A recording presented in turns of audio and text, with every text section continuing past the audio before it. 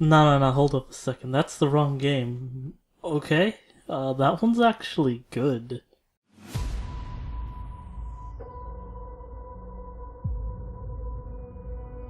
Alright, we're doing this. A video I've had on the back burner for a really long time. Gundam Battle Operation 2. I wanted to wait till the full game was out to do a video, but I want to clear up my hard drive. Gundam Battle Operation 2, or GBO2, is a free-to-play third-person multiplayer-only shooter. You know, because the previous one is fucking dead. Said franchise released a spin-off called Gundam Battle Operation Next, but that game is a travesty, all on its own, and it doesn't need the GBO name to be garbage, so we don't talk about it. Hot off the heels of Gundam Online, the superior game with power creep just as bad, GBO 1 had a stamina system, akin to those you see in a lot of mobile games. 3 stamina, meaning you get 3 matches, where 1 stamina recharges every 3 hours. Can't go past the cap without spending money, so you end up waiting to play, unless you just want to spend a lot of money. So, you paid money for energy. First off, what the fuck is wrong with you? Second off, what the fuck is wrong with you? As if paying for energy wasn't bad enough, you also had microtransactions to increase drop rate or EXP after the match. Gundam Battle Operation was a money-making scheme by Bandai Namco to milk the wallets of Gundam fans all over Japan. And it worked. Fans overseas were pretty much upset that they didn't get the game, but they didn't actually know how bad the drop rate was, or how long you had to wait to keep playing. Much like in Ace Combat Infinity, except Infinity was a little bit more lenient. That one also released in the West. With all that bullshit, fans still enjoyed the game, despite having mediocre gameplay and modes. Gundam fans will lap up any pile of trash that heads their way. With the popularity as I previously stated, a spin-off was made. Now, a new one. How does it hold up? Is it better than before? This is talk about a beta, so they may fix it. It's Bandai though, so they won't. But it doesn't hurt to have some hope. The game plays very similarly to the first, if not exactly the same.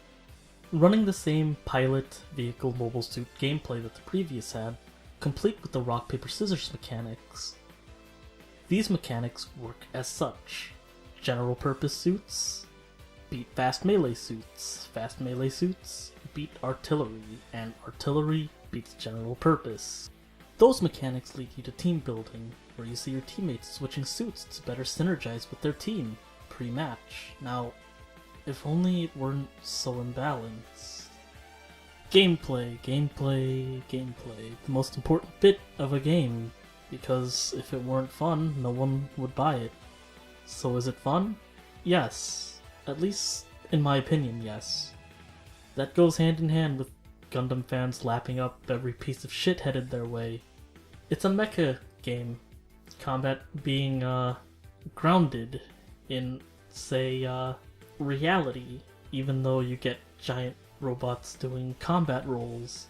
The mecha tend to have weight to them. When they fall over, they take a bit to get up. Swinging your melee weapons feel like they have weight, and shooting feels powerful. It feels like a good game. Then you do a little digging. Now we enter the land of rocks, and papers, and even scissors. How the fuck do they fuck up rock, paper, scissors, you may ask? Easy. By ignoring it, and just letting you pop people's legs off with rocket launchers.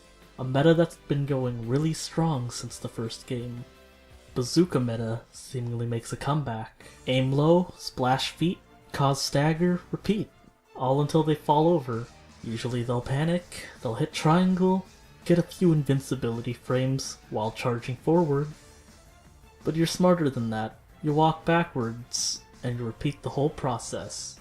Then you might be thinking, well, bazooka meta. that tends to favor general purpose suits because most of them have bazookas.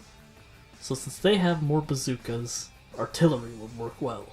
Then to counteract those artillery suits, you'd have Fast Boy.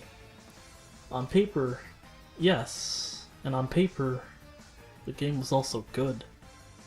Bazookas still staggered artilleries, and they staggered Fast Boys.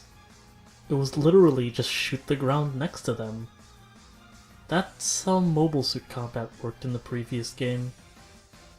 And with that power creep, you only got more and more powerful bazookas. You'd think beam rifles would be strong, because in Universe, beam rifles are. And yeah, they are strong. But they don't stagger as hard.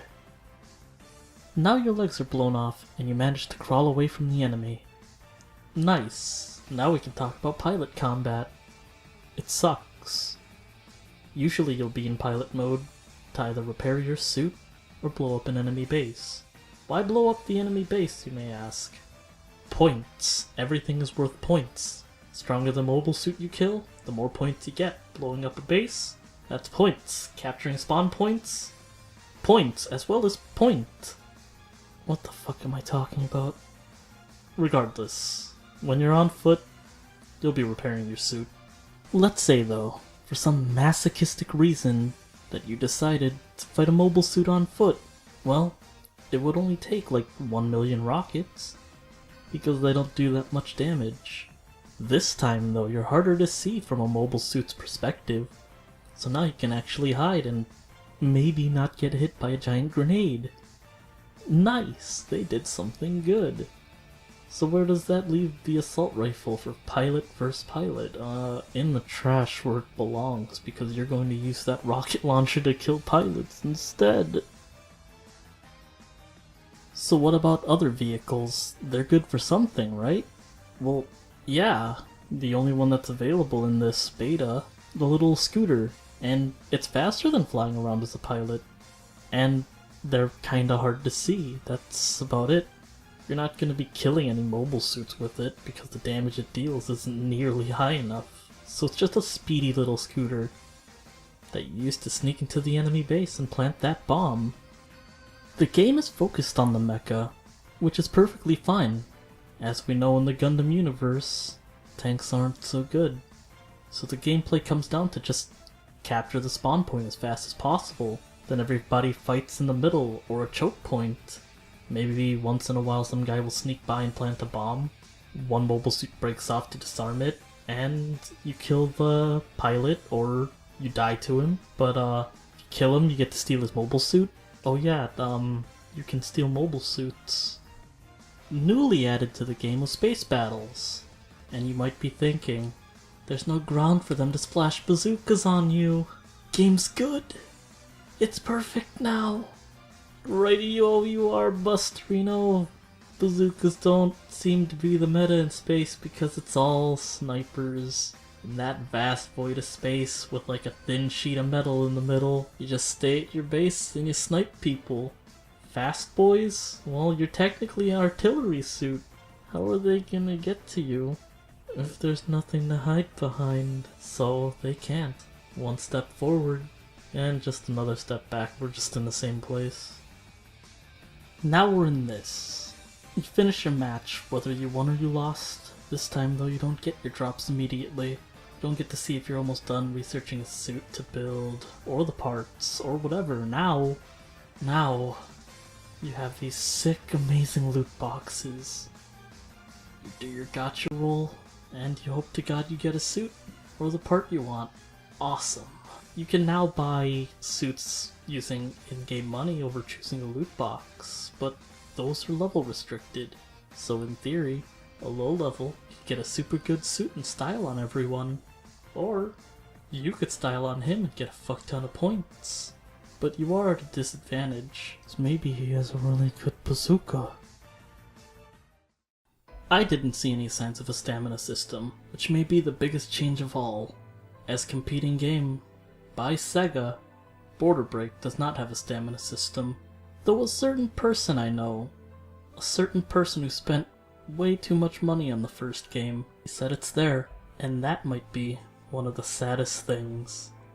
Despite looking better, it manages to be almost the exact same as the first, and it'll be probably killed, just like the first. Gundam Battle Operation is a mess and a game not worth playing, unless you really, really love Gundam.